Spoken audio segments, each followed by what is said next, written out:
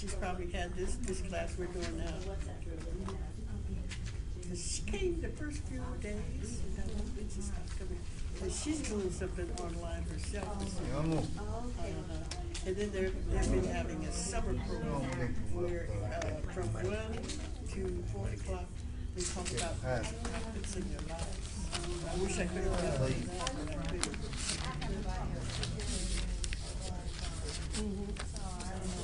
She's into a lot of things about the room, so yeah.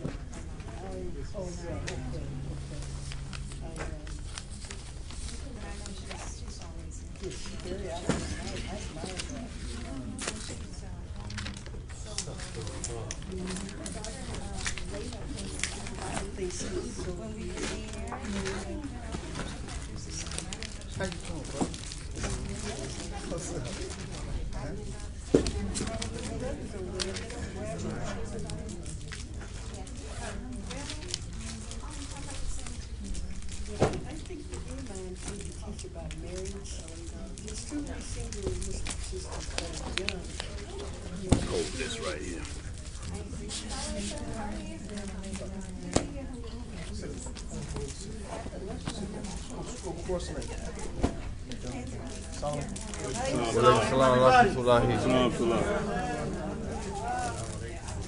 Alhamdulillah Rabbil Alameen. Today's Wednesday, on Woden's Day on the Catholic calendar. We call it Wednesday in English language, Yom Al-Arba.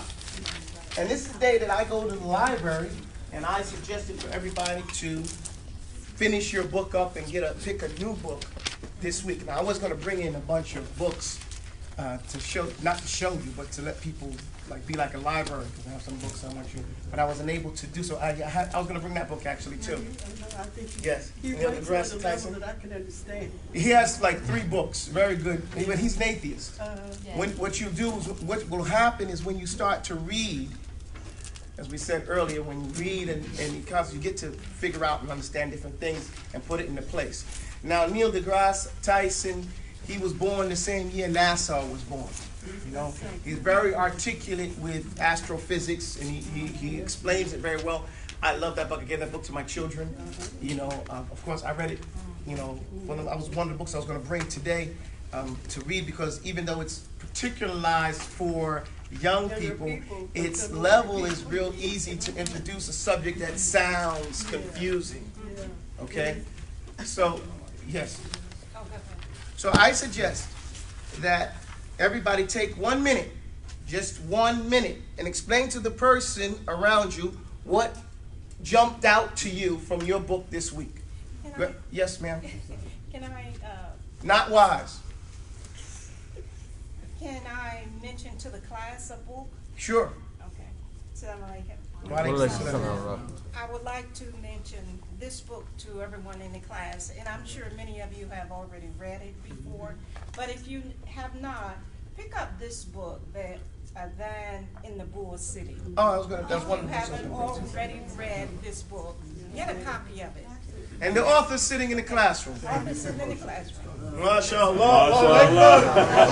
Look at that thing. You know, things that make everybody else happy, he gets really like, yo, what you get up? He does that all the time. I'm like, man, this cat is just one of the mean guys. I remember one time we were at a meeting one time, he got real mad. And everybody started laughing. He said, I'm not black. Everybody said, we were in was it South Carolina? We went down, so I get mixed up in my places. We went down to some Islamic center, and we had the meeting in the back room right before the last Eid. What place is that? Greenville. That was Greenville, okay. North Carolina. That's North Carolina. See how what's Greenville, North Carolina? That's why I said I don't know, because I remember, you know, it was in the country someplace, like close to Fayetteville, right? No. Oh, well, it's in the South. Fayetteville's in the North. No, I'm from New York. Well, this is the South. North Carolina. I'm saying South from New York perspective. It's the South. It gets all jumbled up. The point is, you got 1 minute. Talk about a book to the next person. Because remember, if you're going to retain it, you have to mention something of it. Go ahead, guys. Like I told you, I completed the abolitionist movement from 1500 to 1800. Covered how the abolitionist movement started with slavery all the way to the proclamation of Abraham Lincoln. And yeah, so it covered this particular part of areas people to the road and the movement. Garrett,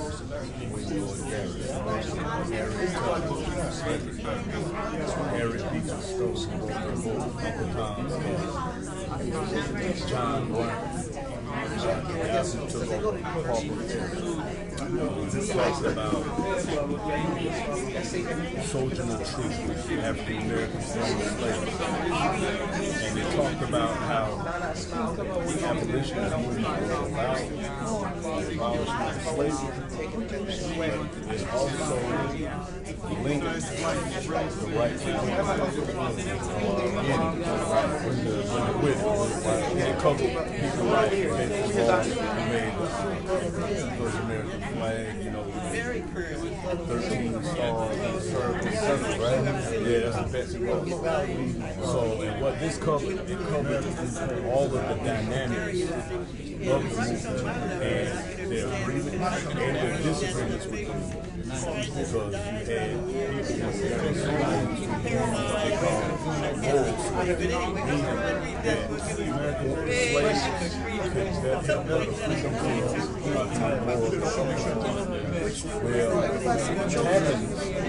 I want to see that book right there. Pass me that book right there. They believe that. Okay, your 1 minute is up. Assalamu alaikum.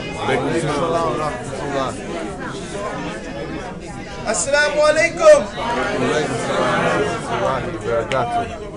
Okay, there's another book that I was going to bring. I have the whole 4-part series. I read this when I was young. Like I read this back in the early 80s.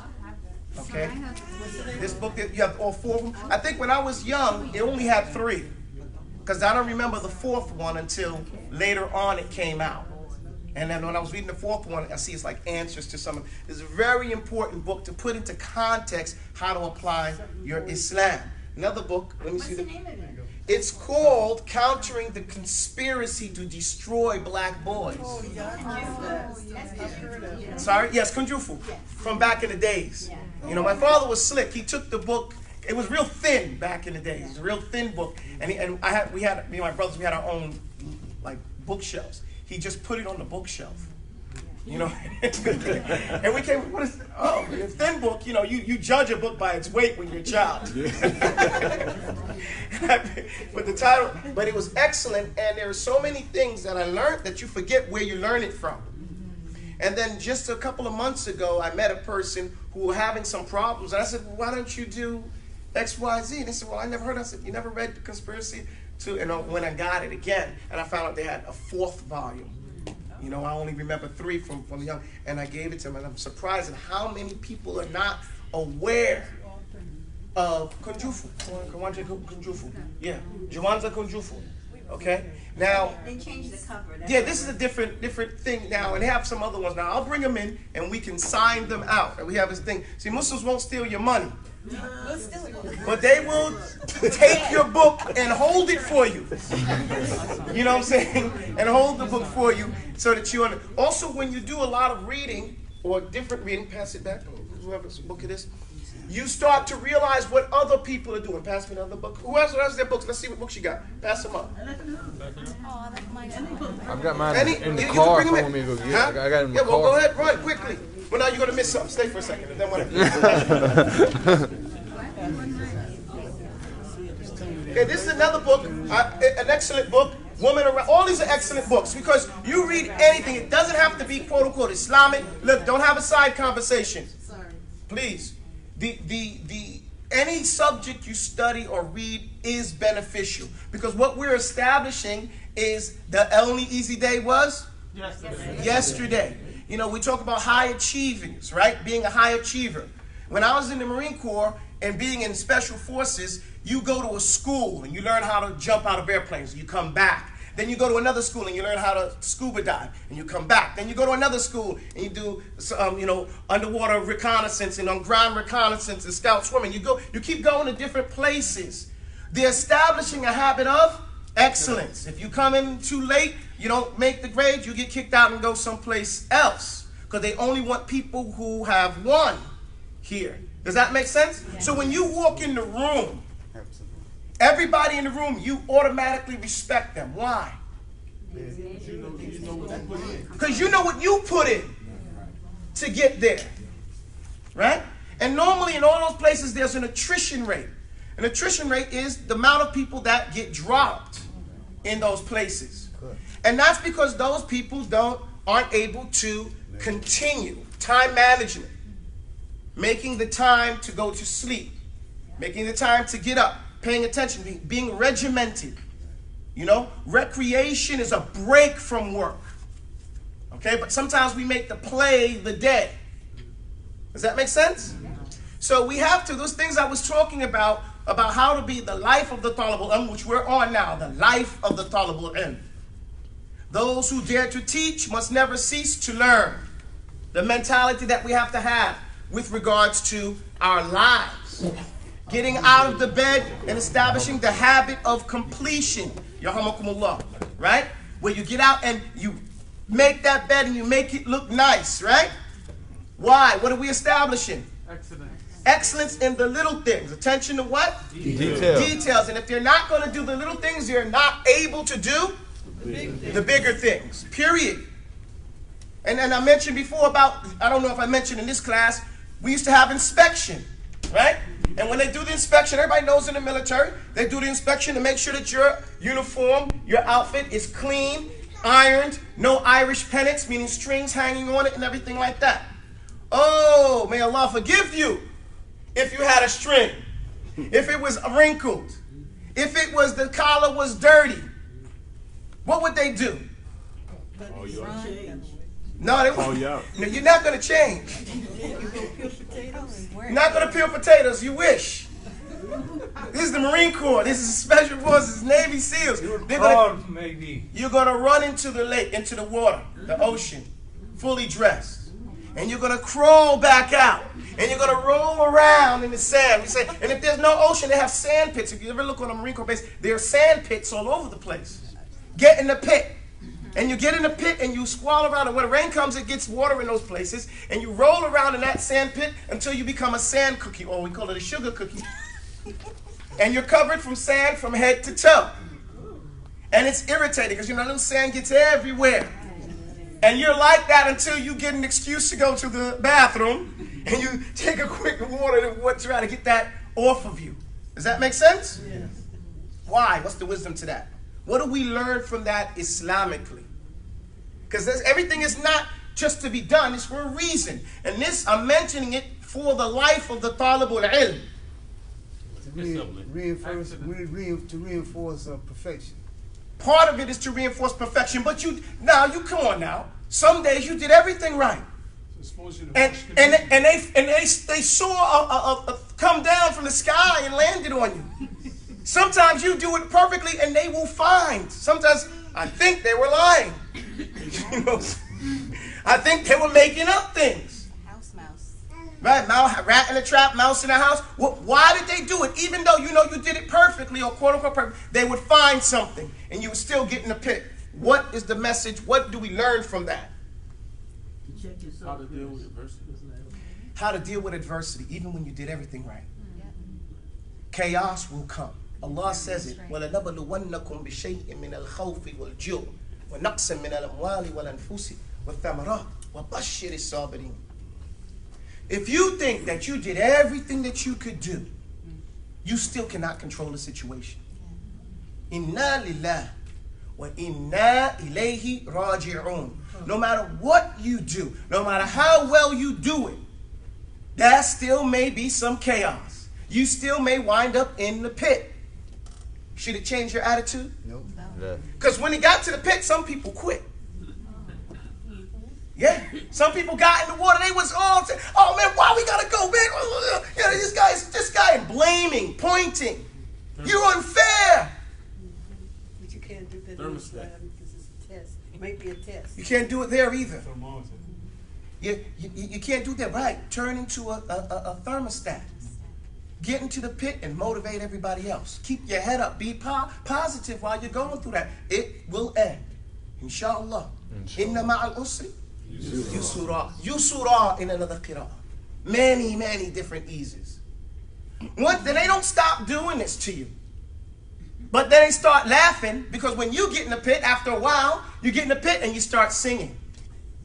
You start don't quit. You start motivating. While not just yourself, everybody else there, and everybody else gets it, and then the guy, oh, you guys, people, they'll pretend like they don't want you to do that. They start threatening. You're gonna stay longer. If you guys don't shut up, it's gonna be longer. You still keep the positive attitude. They're testing you, right? Getting you used to dealing with the hardship in a good attitude. Callous the brain. Sorry? Callous the brain. To callous the brain, no, to open the heart. Well, that too. One of the things I learned in hardship is that if you want to keep your wits about you, smile. Smile. In the hardship, smile. What does Allah's messenger teach us to say? Alhamdulillah. When something bad happens, Alhamdulillah. When something good happens, Alhamdulillah. He's not going to an extreme. Okay, he's balancing both areas. If you can, in that famous poem, If by Rudyard Kipling, right? It says, if you can meet hardship and disaster and treat both those two imposters just the same. That's an Islamic principle. That's deep, man.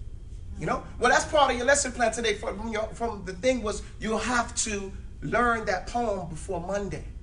Rudyard Kipling? If by Rudyard. Let me tell you who Rudyard Kipling was. Rudyard Kipling was a racist.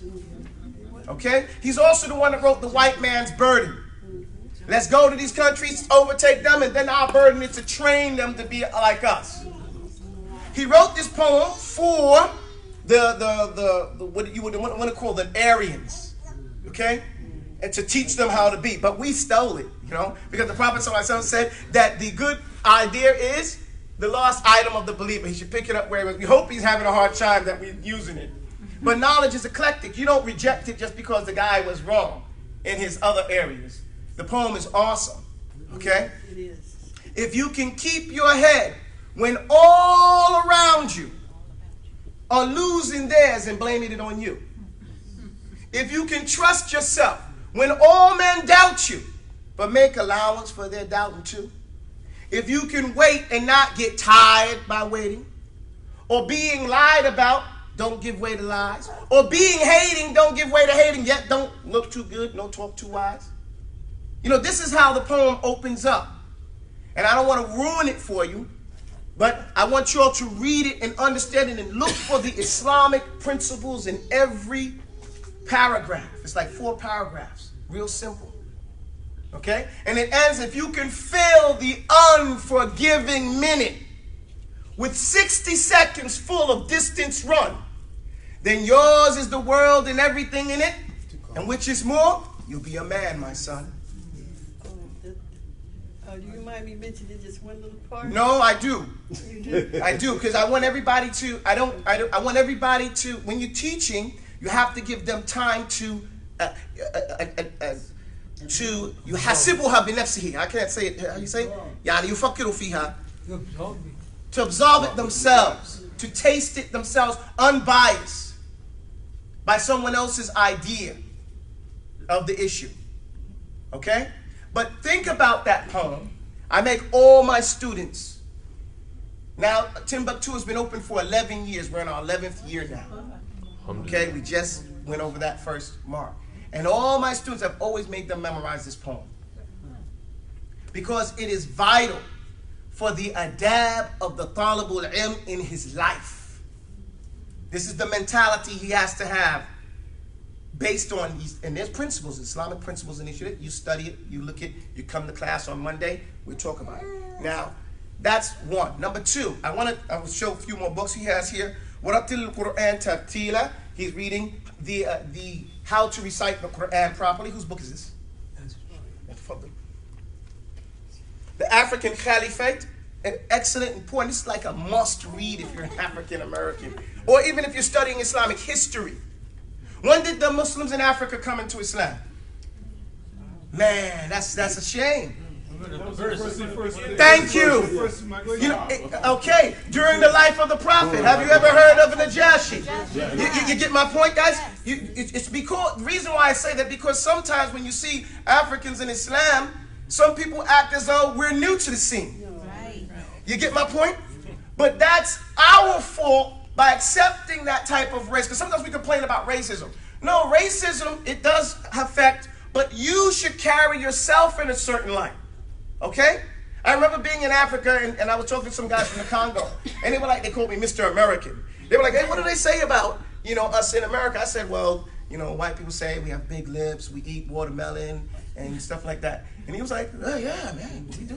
We got big lips, and we love watermelon. Do they say we like fish? And I was like, no, they don't even think about that, because in America they don't think that how much we like fish. Some fish, you go to Mauritania, there's fish in the middle of the desert. Every day everybody's eating fish in the Congo and the Gambia. Fish is everywhere, chabiem and all these different things like that. So I was like, no, and they said, well, you guys get offended for that? I said, yeah. I said, well, what do they eat? That's what he was saying. Well, what do they eat? I was like, well, spaghetti. Well, if you say that, would they get upset that you mentioned they eat spaghetti and pancakes or a hamburger? No, see how silly that sounds? You get upset that someone has said something that's true about you. You get it? Yeah. So it's part of it is accepting yourself being bullied. The Chinese say that a person can be a traitor to you, right? They can stab you in the back. But who is that a shame on? The stabber. The stabber, not the person stabbed. But you have to commit to your own humiliation. You have to get on your knees. You get my point? They can't put you, and if they beat you up and put you on your knees, then you didn't get on your knees. So we have to remember that and keep our heads and understand from a from a logical and a realistic perspective, different things. Excellent book about Uthman Dan Fodio, his Khilafah, and some of the things that we're doing in class. Okay? This book is guidance for all of humanity. I'm not familiar with this book, but what is it? Glimpses and guidance of the Quran, showing how it provides practical solutions to all the problems, spiritual, physical, emotional. Excellent. Sounds like a good to teach us about psychology of the Quran. Whose book is this? My book. There you go, pass it back. So you're saying you don't mind us choosing the Islamic book? I thought we had to choose another subject. No. It's not whether I want mind to mind. It's where your mind is. What are we? We're called human beings. Okay. And so, who are you this week? Who do you want to be? You determine that, okay? And you want to read about it. So I heard you saying something about you wanted to know about the particular subject, astrophysics, and so you got into that particular. Hey, that's what I'm not saying it has to be anything. It could be whatever you want it to be. Does that make sense? Whatever subject. I'm saying don't forget other subjects as well. Islam is every subject. Okay? You can Islamicize everything. This book is Woman Around the Messenger. It's an excellent book for men and women. If a man doesn't know about these ladies, who should he? Well, when he knows they have a good wife. You know what I'm saying? How can he appreciate without these particular things? What you got there? Pass me. The autobiography of Malcolm X, as told by Alex Haley, as told to Alex Haley. Excellent book. Everybody remember this book back in the days? Sorry? And he's the author of Roots. Excellent, amazing book. It caused so much change in the whole society. People's DNA searches and family trees were based on his study. There's other book, Explanation of the Kitab al-Tawheed. Excellent book, to read and to finish. The purpose for reading these things is to get in the habit of starting something and finishing it. That is the purpose of it. It's so that you can become a high achiever. What about your book? What about my book? My book was Babel. The book I was reading this week, and I didn't finish my book. I didn't finish my. Is it about? It's about the 20 most. It's about the 20 most used languages in the world. It breaks down each one of those languages, tells you all about, not all about, but it tells you about each of those languages, where they get their loan words, words that are exported from it, the history of those people and why it's important globally today. And it says that if you learn those 20 languages, you can go around the world and never find a place where you're not able to communicate with people. Okay, that's what my book is about. I have about 100 pages left to do it. It's a 300-page book. I judge a book a week by 300 pages, okay, of reading. If it's more than that, then I break it up into 2 weeks, okay, and I try to make it more than that. Now, I've read more than that book this week, but that's the main book that I was going through. Now, I did not finish it on purpose, but when I saw that I wasn't going to, I slowed down so that I can make a point. Because sometimes you're not going to meet your mark, okay? Now, there's 2 things you want to do. You don't want to accept that. You don't want to say, oh, well, you know, whatever. No. And at the same time, you don't want to commit hurry-curry, okay? Seriously, there's a balance, because not committing your goal, not completing your goals can cause depression, okay? So you don't want to put more pressure on yourself, more than it is. Sabr is mentioned in the Quran over 90 times. Sabr. Sabr is perseverance. It's mentioned in the Quran over 90 times. Allah is telling us to be patient or perseverant, not patient. Patient in the English way is to sit there and not do anything, like you're tired in a chair. That's not patience. Patience is getting knocked down and getting up, and then getting knocked down again and getting up. Rasul said, patience is half the iman. Is half of the iman. He said patience is half the iman. Because you know that by continuing, being perseverant and consistent, you will achieve your goal. And that's just how the person feels. I keep falling down. The person look how many times that person keeps getting up, right? We notice how many times they keep getting up, how much they keep trying. The person inside sees himself getting up. Now, there's a technique that you can use to build your self-esteem. One of the ways is to pick a small goal. We call it I call it an Allahu Akbar moment. Say that. Allahu Akbar. All this is tied to the adab of the talib in his life. Many people overburden themselves. They schedule 100 things to do in 24 hours. And they don't get them done, and they get depressed. I never schedule more than 3 things in my professional world and 3 things in my personal world. That's 6 things. No more than that. I don't suggest it. I've asked professionals and I've listened. They don't do it. The people that are getting many, many things done do not pick more than 3 things in their professional life or 3 things in their personal life to complete in a day. And then guess what happens? They complete it. And then they have what they call a champagne moment. Yay! We have a Allahu Akbar moment. Does that make sense? No. But now when you do that, now you've set something and you can look and you say, man, I set 3 things to do this today in my professional life. Okay? And one of them could be to sit down and read for 30 minutes. Because the average book, as I said, 300 pages. If you do it for 30 minutes a day, reading at 250 words a minute, you get finished in a week. You know? Easily. And you'll read quicker if you use your finger. They say if you use your left finger, you'll read faster. This is the mind people, because I guess you're using your left side for your critical side and your right side of the brain because you're reading and you're imagining, you're cross-thinking, you know? And so it makes you, and by using the finger, it makes you trace. This is like reading. See, most people don't read fast. You know why people don't read fast? They think they're going to lose comprehension. If you think you're going to lose comprehension, you're not going to allow yourself to read fast.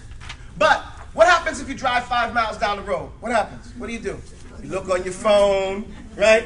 You're talking, you're doing all types of stuff, right? But what's happening if you're riding at 95? You're focused. You're not paying attention to nothing else, are you? No. You're keeping all your focus on what you're doing. Now, I'm not saying go at 95, but even at 60, you're going to be paying attention. And so when you use your finger, you focus on that finger, you can trace it. You get my point? And once you believe that you will concentrate more when you go at a little faster pace, okay? Now, you can do that. Now, people can hear 5 times faster than they can talk, okay? Meaning hear and comprehend.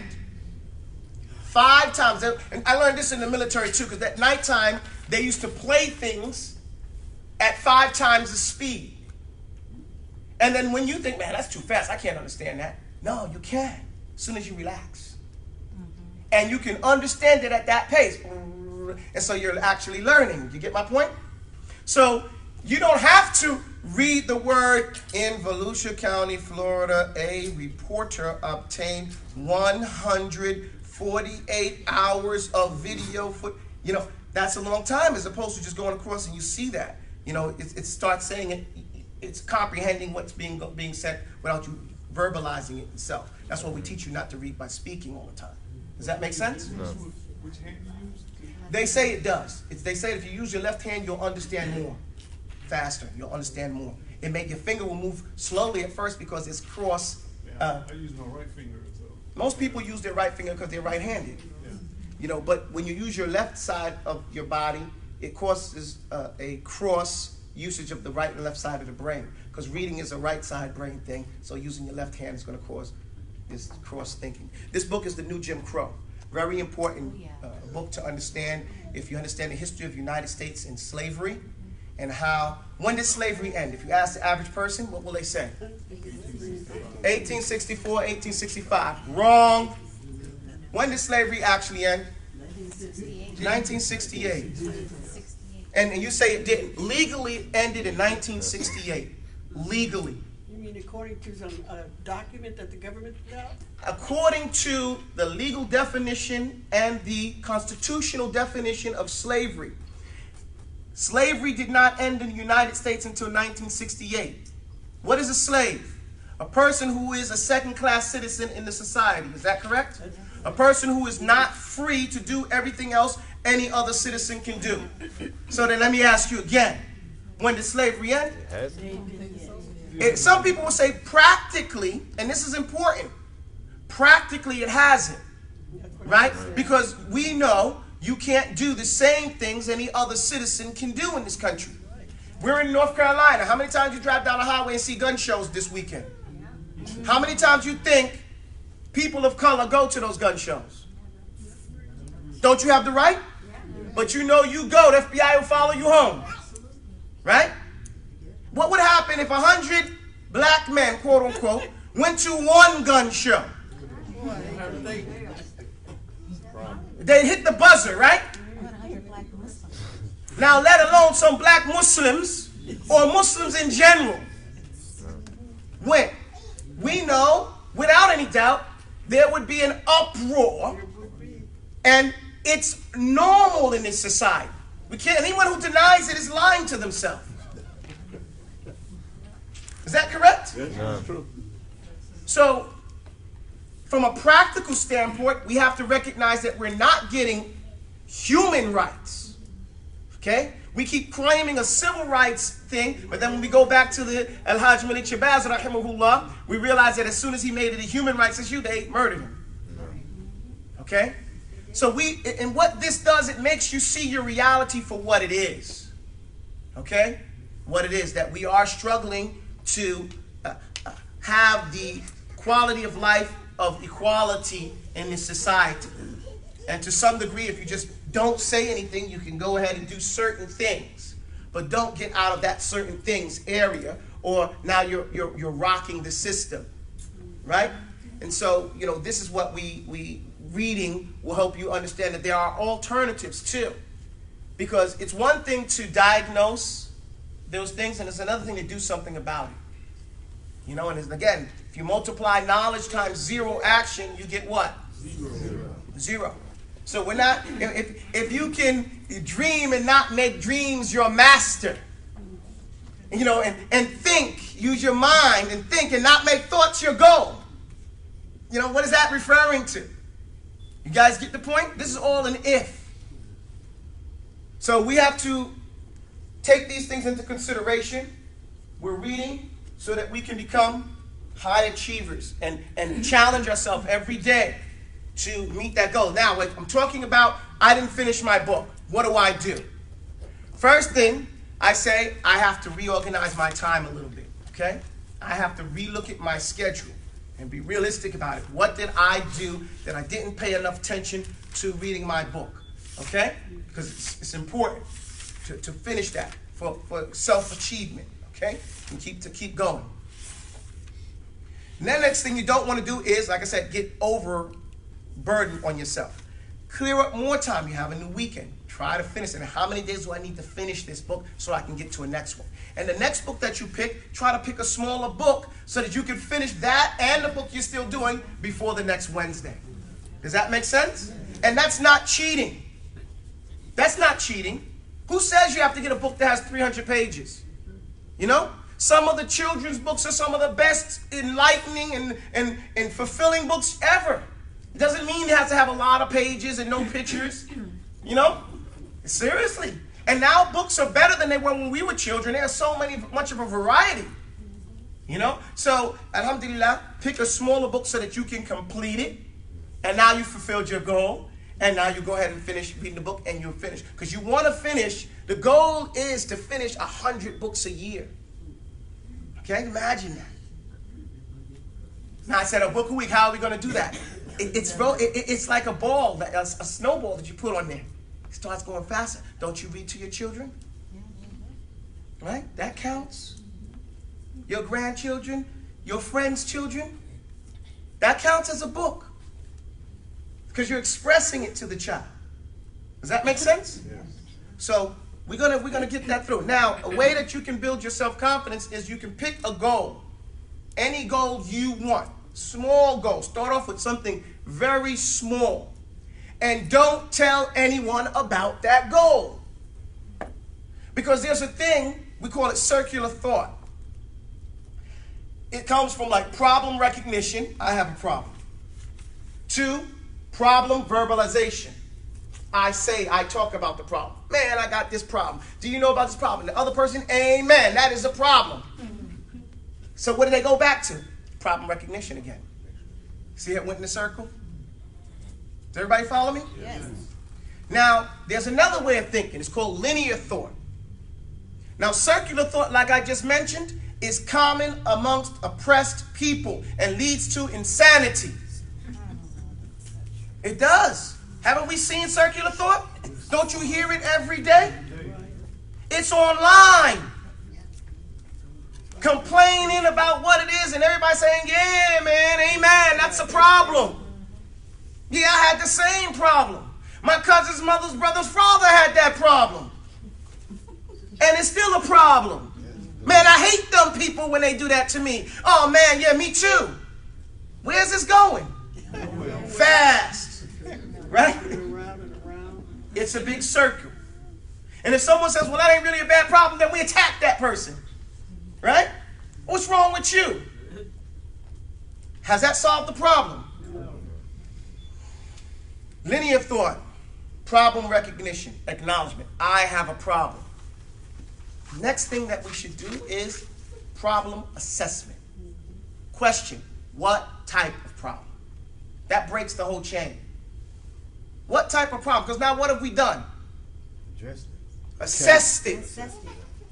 Okay? And when you assess something, the way our minds are made, it immediately trips into modes of problem solving. Because as soon as you say, oh, it's not a big problem. Oh, well, then we could just keep going like this. And, oh, man, it's a big problem. Well, we better go get, so-and-so. We better go get help. Does that make sense? So that is the step. Not just, acknowledging you have a problem, but asking that question, what type of problem? Is it financial? Is it physical? Is it psychological? Is it spiritual? What type of problem is it? And what can I do to Don't and. Because if you follow the step, the linear way, once you ask what type of problem, it'll immediately force all those other types of solutions will just blossom out of that. Right? Modes of problem solves immediately spin from that. Because that'll automatically come, what can I do about that? So that's a natural thing, and that takes it to linear. Now, I'm taking it a different direction now. You want to build your self-esteem. Building self-esteem means I want to build my confidence in me, the respect I have in my own ability. Because discipline is the instant willing obedience to orders, respect for authority, self-reliance, and teamwork. The instant willing obedience to orders. Allah says, فَلَا وَرَبِّكَ لَا يُؤْمِنُونَ. Allah says, but no, I swear by your Lord, لَا يُؤْمِنُونَ. They are not believers. حَتَّى يُحَكِّمُكَ فِي مَا شَجَرَ بَيْنَهُم ثُمَّ لَا يَجِدُوا فِي أَنفُسِهِمْ حَرَجًا مِمَّا قَضَيْتَ وَيُسَلِّمُوا تَسْلِيمًا. And he says, I swear by your Lord, they ain't believing nothing. They are not believers until they take what you have given. They use you as a judge to determine all their affairs. Then they submit wholeheartedly. Right? They accept it. They don't have any haraj, no bad feeling. Well, yusallimu taslima means they instantly and willingly obey. Discipline, the instant willing obedience to orders. So if you obey quickly and unwillingly, what do we make you? What does that make you? A hypocrite. Because you're doing something externally which inwardly you disagree with. This is the height of hypocrisy. So Allah says to pray, I don't want to pray, but I'm going to do it anyway.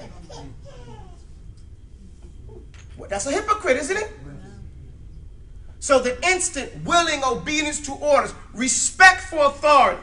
Ati'ullah wa ati'ur rasul wa uli amri minkum. Right? Allah's messenger said, Man laysa minna. He ain't one of us. Man lam yuwaqqir al-kibar. Right? Wa yarham as-sigar. The one who doesn't have respect for his elders, for his seniors, for those who are in a position over him. He says, obey Allah, ati'ullah, wa ati'ur rasul, wa ulil amri minkum. And those who have been placed in charge, whether that's the imam, your husband, your father, your teacher, whoever it is that is in charge at that moment, then you have to respect it. The instant willing obedience to orders, respect for authority. Self-reliance. Self-reliance is the ability to do something, right? That you can do something. I say when we used to say African Americans, you say I can twice, right? African American, I can. You know, programming that mentality. But it's just a joke in reality. You have to believe it for real. Allah says, Inna Allah ya'muru bil adl wal ihsan. Allah commands, Inna Allah. Ta'keed, emphasize. The fact of the matter is that Allah has commanded you to do justice and to do things in an excellent fashion. Ihsan, excellent fashion. Inna Allah qad kataba ala kulli shay'in ihsanan. Allah's messenger said Allah has written on everything, meaning decreed, made it the law. Kataba. So it's in the kitab, in our sharia, to be excellent in everything. So even if you slaughter an animal, then you sharpen your knife, turihu dhabihatakum, so that your animal will go easy. Because you learn where to cut his throat. You're not sawing on the animal, torturing the poor animal. You cut his throat and he's still breathing. Because that's what happens if people don't know where to cut. He's not going to die that way. Because you haven't hit no jugular. There's no blood going in his lungs if that, So you're learning how to do something seemingly mundane. So if that's the case, if you're doing something great with the little things, then you'll do something great with the bigger things. You have ability. So Allah's commanded us to do everything in an excellent fashion, meaning mediocrity is sinful. Does that make sense? Yes. Discipline. The instant willing obedience to orders, respect for authority, self-reliance, and teamwork. Ta'awanu ala wattaqwa. Ya ayyuhal ladhina amanu ta'awanu ala birri wattaqwa. Allah says, oh, you who believe, cooperate with each other. Ta'awun is make teamwork. Work with each other. And all those things that deal with birr. And the word birr, it doesn't just mean righteousness. It implies being righteous to your parents. Does that make sense? To your people. No? Of course, it follows that mindset that it says, and of course, after Allah, then who? Then your family, right? Always, and I keep saying that because we have to remember that. Because that's something we have put back off and not realized because it was snatched away. The heritage part I'm referring to. And how that plays a role in our practice of Islam. And everybody understands that except us. Okay? Because our families have been so ripped apart that we've had to steel ourselves away from getting used to that being ripped apart. Does that make sense? No. Well, I'm saying we shouldn't be stealing ourselves. We should feel loss. Because if you feel the loss, what do? That's right. You try to bring it back the way it's supposed to be. Identify and assess. Right. You see, okay, well, that shouldn't be there. Then I should be more attached to my people and taking care of and being involved with them. And I'm talking first and foremost about our parents and the qurba, our relatives. You don't have to be the Muslim relative. You just be the relative. Your Islam will come out in your interaction. You don't have to put your deen on the shoulder and knock it off. You get my point? Just be the relative. But if you're never around, you're not involved, we don't get to learn who you are. Does that make sense? Yes. Okay, alhamdulillah. So, discipline, D-I-S-C-I-P-L-I-N-E, discipline is the instant willing obedience to orders, respect for authority, self-reliance, and teamwork. And that's an Islamic issue. And so to have that discipline is to understand those ayat and how they've been placed down. To get that goal, I said to build your self-esteem, get that goal for yourself, right? Don't verbalize it to anyone else. Because once you verbalize it to someone else, what happens? Psychologically, you think you did it. You accomplished something. That's what happens, bro. You say, hey man, I'm reading a book a week. You ain't read nothing yet. But because you said it, you got the endorphin, the high, that you, hey man, right on. You know, mashallah, tabarakallah. But you haven't done it yet. You know, it's not really funny because it's a mental thing. You know, we do. So I say, don't say it. Well done beats well said. Does that make sense? Now, pick a goal and make it a small goal, because maybe something else. Let's say you're going to work out today for 15 minutes. That's your goal. You don't tell nobody. You get up and you move around for 15 minutes. Whatever workout is for you. It doesn't have to be his definition of workout. You get my point? Your definition. You do your 15 minutes of workout, but you already picked out a reward. Something simple. Okay? Not Patti LaBelle's peach cobbler. 15 minutes of workout, 15 slices of Patti LaBelle. No. But something simple, okay? Half a slice of Patti. We don't want to put Patti out. But you pick a reward, a simple reward, whatever it is, okay? Then you do that deed and you reward yourself never having told anybody. Guess who gets, now who are you telling? Yourself. You see? Now you build your self-confidence. I can do this. You get it? You now say, yeah, I got it. Yeah, I did that. I can do that. I did it before. See, when you continuously do something and accomplish something, you get into, it's like physics. It causes you to have an expectation of good. You get my point?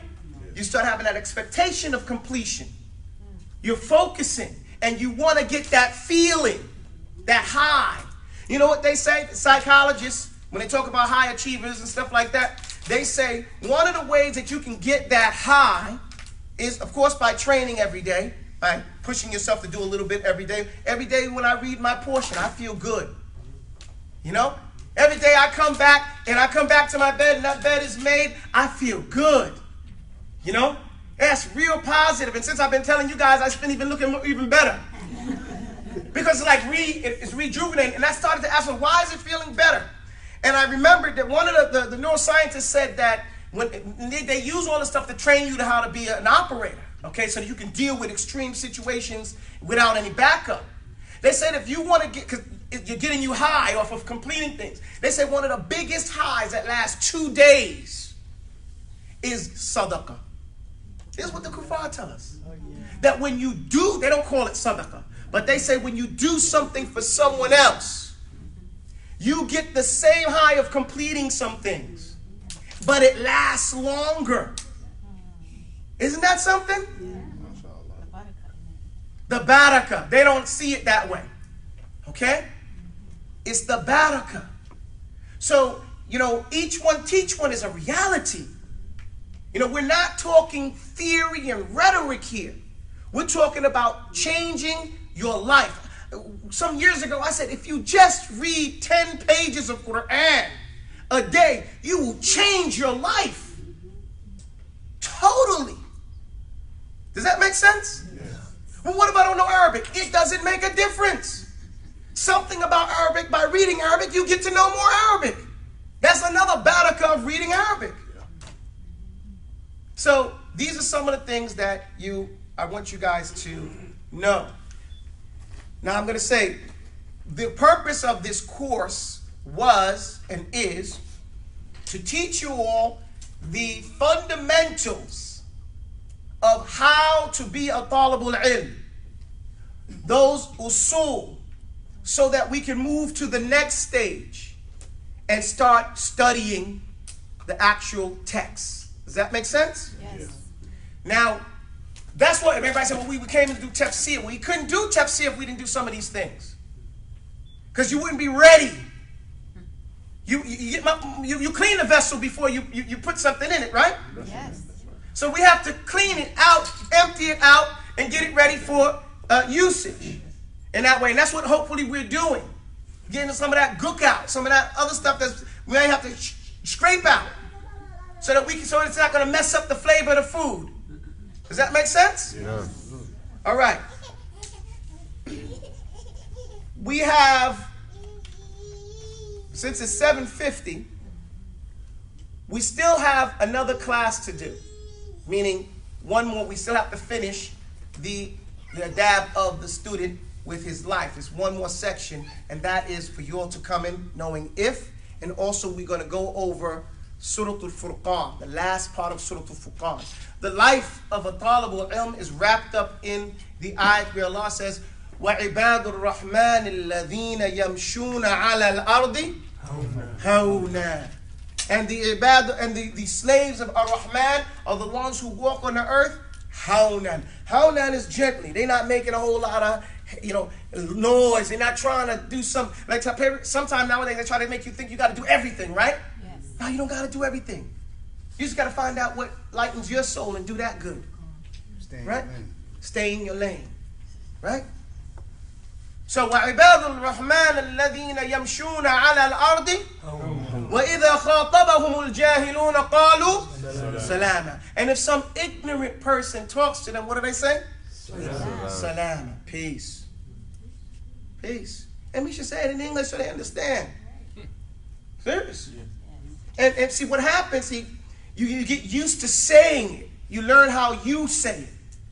Because whatever you do, it has to be practical from you. You know? So me growing up in New York, we used to say peace all the time. So I got used to saying it something, hey, peace. Right? Something happened, you say peace. Peace, peace, peace. And I'm out. You move out. But other people, if they're not used to saying that, they don't say it. Now, why do we still say that? Because it's an Islamic thing. Yeah, we learned it in the city. But when you find something that conforms with Islam, you keep that thing. You don't get rid of it, and you don't have to change it, because it's from the fitrah. وَعِبَادُ الرَّحْمَنِ الَّذِينَ يَمْشُونَ عَلَى الْأَرْضِ هَوْنًا وَإِذَا خَاطَبَهُمُ الْجَاهِلُونَ قَالُوا وَالَّذِينَ يَبِيتُونَ لِرَبِّهِمْ سُجَّدًا وَقِيَامًا. And so it establishes what we should use the night for. And those who yabituna, they spend their night. From the word bait, we get house from bata, yabitu, for huwa baitan. Bata laylan, he spent the night.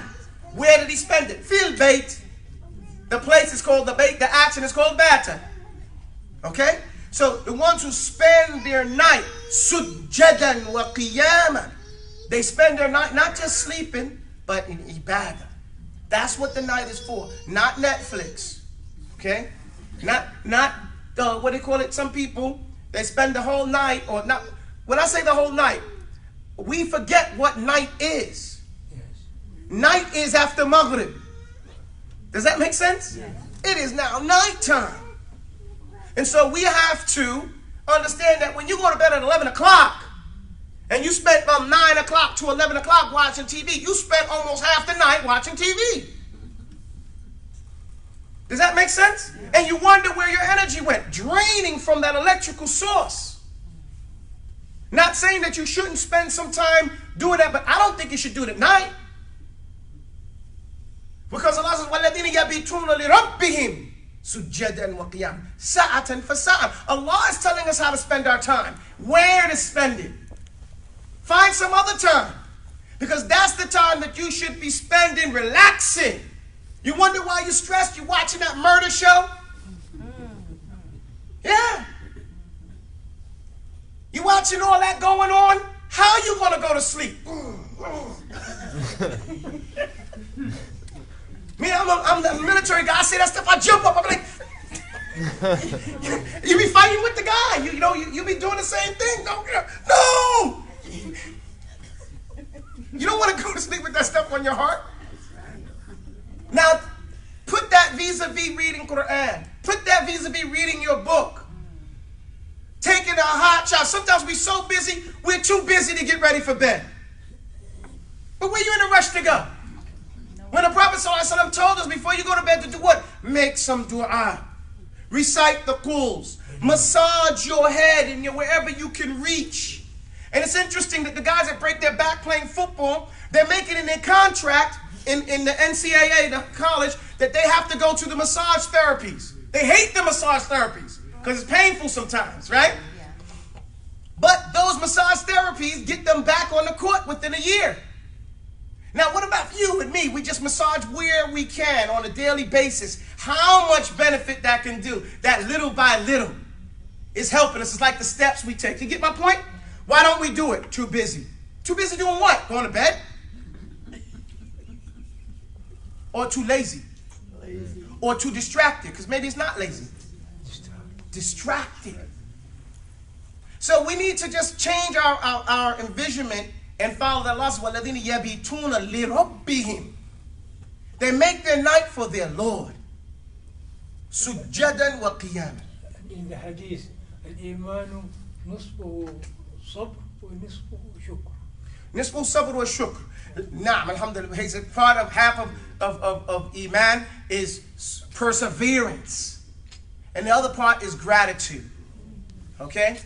Perseverance being that you keep on doing everything in your, everything you can to do it.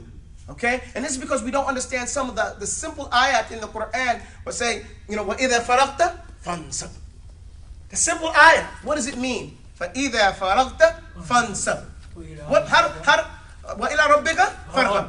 What does that mean? I don't know what they translated in English, but I know it sounded very polemic when I read it years ago. I stopped reading the English translation. It was depressing, okay? Because it just was totally opposite, not opposite, but watering down the actual meanings of the Quran, فَإِذَا فَرَغْتَ. When you finish doing whatever you're doing, find something, stand up and do something more. Do something else. It doesn't never quit. That's the option how you become, that's the definition of sabr. Persevere. Do this, then do that, then do this, then do that. وَإِلَى رَبِّكَ فَارْغَب. And make your Lord your desire. Remember, that's ihsan. Make your Lord the thing you're trying to impress constantly and consistently. Does that make sense? And we'll go over the rest of the surah, the end of the surah, inshallah ta'ala. Inshallah. Now? Wa alaikum salam wa rahmatullah. I'm sorry? One said salam and the other replied salam. Oh, mashallah. Jazakallah khair. Wa alaikum salam. I was confused. Brother? Yeah, assalamu alaikum. Wa alaikum salam. I was going to ask you about the timing because Oh, yeah, I Maghrib comes forgot. earlier. Nah, Maghrib comes in earlier. Can you guys get here earlier? Yeah. If you can get here early, I can get here earlier. Okay, great. Is that cool? You are getting So what's earlier? Earlier 6:30, right? Inshallah. And if I see Hassan said no. So what's going to happen when you come in at 5? I don't. Some people. I don't want anybody to miss because the most important part of the class is the beginning, right? Well, the whole class is important. Right. And we're going to be doing Lugha. We have one more class, and then one more class for the Taubah, and then we start dealing with the first 10 questions as it relates to, the Lugha. And we're going to try to make it, not trying. Allahu Akbar.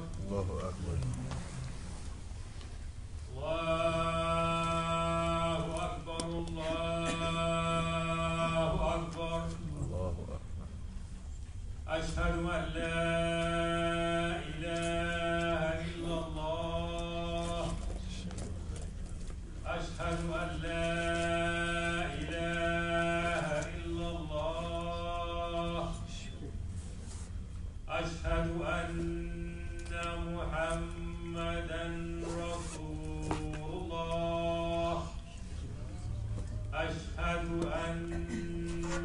محمدا رسول الله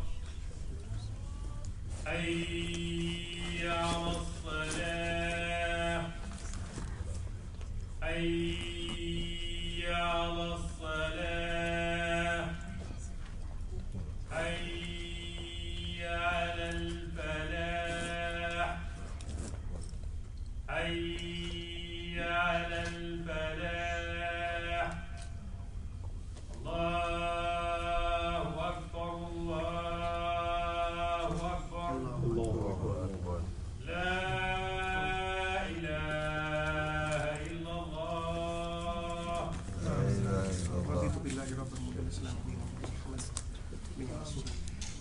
I don't want anyone to miss out on the class. What the salah comes in at 7:45. You mentioned earlier. And what time does the Iqamah By come? the end of the month, the band will be at 6:45. 6:45. Oh, 7:45. 7:45, and then the salah will probably be at 7:50 or something like that, right? Yes. Oh, it's over 7:55. It's 10 minutes later. Yeah, 10 minutes later. You know, I think for right now, until it gets there, let's hold it there. Okay, until it gets to 7:50, and then we can move back. So we can hold out as much as possible for people to, huh?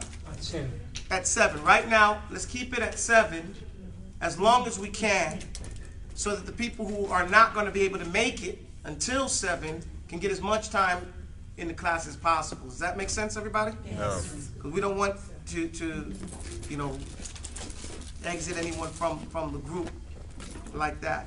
And what I want to say is also that 2 times a week is not enough when it comes to learning a language. Yes. Okay, you kid yourself by thinking that. I can come on Saturday for class to make it 3 times for an hour. People are going to have to tell me what's a good time, and I have to figure out what's a good time for me too and cooperate with that, because if we're going to learn the Arabic language to become a fluent speaker in a short period of time, and that's just the best way to do it, you know, it has to be an intensive, you know, with a teacher at least 3 times a week, and on your own 4 times a week. Does that make sense, everybody? Yeah. The only time you get off is when you're in the toilet. Even when you're sleeping, you're going to have to be studying. Does everybody follow me? No. Okay, so if that's your desire, because I don't want to do it if no one's really, I don't want to do it by myself. I already speak Arabic. Okay? And I don't want to waste my time. Right. We want it. No, I hear that a lot. Well, we'll see. No, I don't want to, we'll see. You know, Well, I'm telling you what we want. Okay, well then we'll do it. You know, Umar ibn Khattab said, leave, try in Syria and do it, inshallah. Because when you say it, I'm doing it, inshallah. Your words, you're programming yourself again, right? And also you're saying inshallah. So that's like an oath. Saying that on my word to Allah, that I'm going to do this thing and do the best that I can do. And those that already know some Arabic will know more Arabic at the end of it. Because one of the main things about learning a language is opening your mouth and stumbling through it. You know? And sounding weird at first, and then it gets out. And that's what we need as much practice as possible doing that. So if you guys are with it. So when exactly would that begin? So we can start preparing ourselves for that. Like three times a week. Not next week, probably the week next after that. And we have Week after next. we have a so-called, holiday coming up, like September, Labor Day. I don't follow any of the Kafir holidays. I don't either. I know, but some of us do. Have activities during that time. What do you mean? I don't So understand. week after We next. have other activities that go on. That's maybe that Monday, they say we may start the first day of class. Well, you guys let me know what days, because like I said, I don't. You said week after next, so Labor Day will be gone by then. I don't know. That will be Labor Day, the week after next week. Let's see. Well, let's get there first. Right now, we still have something to do. You still have to learn the 10 first questions, and that may take more than one lesson. Okay, so right now we have one more lesson in Tafseer and if from Rudyard Clipping, and then we have another lesson dealing with the first 10 questions. Okay, and then we'll finish that whole section, and then we'll start the next one. However long that takes, it may take 2 weeks. Allah knows best. Let's get it done. Let's complete that and have that, vacation, and we may need that so you guys can do your homeworks and prepare for your final test. because there is a final test in writing and stuff like that too. So we might be able to use this so-called holiday, to our advantage. So since you brought up test. No, we're not talking about the test. Well, you mentioned it. I mentioned it to scare you. I wanted to, about that. I was going to ask you a question. I'm not accepting questions. I'm being a khadr. Queen and zinc. Yes. I had a question about resurrection. I watched that, some of those. Resurrection? The Oh, Tukhru. Yes. No.